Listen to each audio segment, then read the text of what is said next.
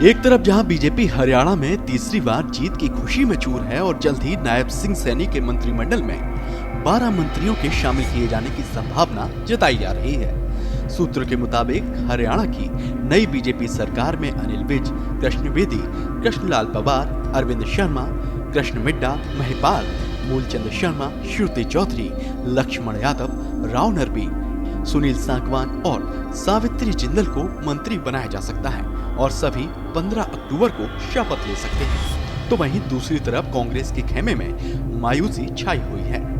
हरियाणा में जीत की सबसे बड़ी दावेदार माने जाने के बावजूद कांग्रेस पार्टी के हाथ से राज्य की सत्ता छिटक गई, जिसके बाद कांग्रेस के नेताओं ने भीतरघात के आरोप लगाए हैं। इसी कड़ी में कांग्रेस के पूर्व विधायक शमशेर सिंह गोगी पार्टी में संवादहीनता पैदा करने के लिए हुड्डा और कांग्रेस पर निशाना साध रहे हैं। उन्होंने हरियाणा में मिली हार के लिए सीधे सीधे भूपेंद्र सिंह हुड्डा और उनके बेटे दीपेंद्र सिंह हुड्डा को जिम्मेदार ठहराया। कोई किसी तरह की दिक्कत नहीं थी, लेकिन आखिरी 2 दिनों में जो एक पोलराइजेशन हुआ और शुरू से ही पार्टी के अंदर भीतरघात भी था, वो शुरू से ही कोशिश में थे और वो पोलराइजेशन में बदल के थोड़ा नुकसान हो गया। पार्टी लीडरशिप में ही इतना गैप कर दिया कि कम्युनिकेशन गैप तक हो गया।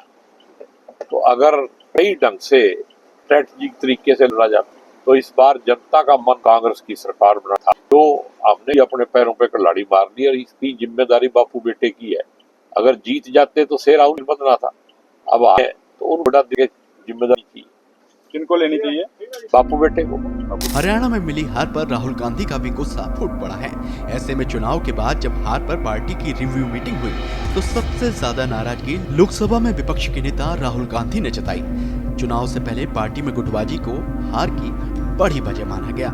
राहुल गांधी ने स्टेट लीडरशिप पर गुस्सा जाहिर करते हुए कहा कि उन्होंने निजी हितों को ज्यादा तवज्जो दी, जिसकी वजह से हरियाणा में कांग्रेस जीती हुई बाजी भी हार गई। राहुल गांधी ने कहा कि अंदरूनी कलह के कारण ही कांग्रेस को हार का मुंह देखना पड़ा। हरियाणा विधानसभा चुनाव में कांग्रेस की हार के बाद देश भर में इसी बात की चर्चा है कि आखिरकार जीती हुई बाजी कांग्रेस कैसे हार गई। कांग्रेस को मिली हार पर कई बड़े नेता अपनी प्रतिक्रिया देते हुए नजर आए हैं। इसी बीच अब राजस्थान के पूर्व सीएम और हरियाणा चुनाव के लिए कांग्रेस के सीनियर पर्यवेक्षक अशोक गहलोत ने कहा है कि इसे बहुत गंभीरता से लिया जा रहा है। पूरा हरियाणा कह रहा था कि कांग्रेस की जीत होगी और फिर कैसे परिणाम बदल गए। देखिए, इस हार को बहुत ही गंभीरता से लिया जा रहा है, क्योंकि जो पूरा मीडिया, पूरे एग्जिट पोल, पूरी वहाँ की आम जनता एक स्वर में कह रही थी, आज नहीं महीने भर से कह रही थी, 1.5 महीने से कह रही थी कि सरकार कांग्रेस ही बनने जा रही है।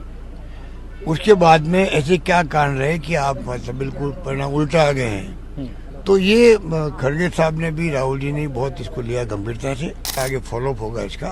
तो मैं समझता हूँ कि तय तक जाना जरूरी है।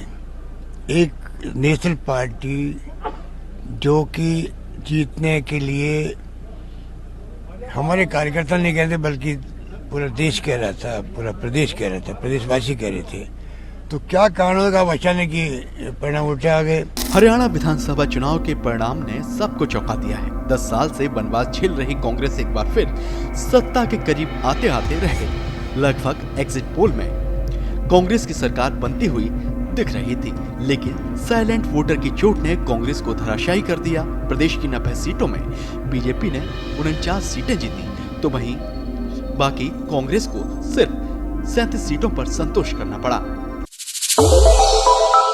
श्रेष्ठ भारत पर खबरों से जुड़े रहने के लिए चैनल को सब्सक्राइब और लाइक करें, बेल आइकन दबाएं और देखते रहें श्रेष्ठ भारत।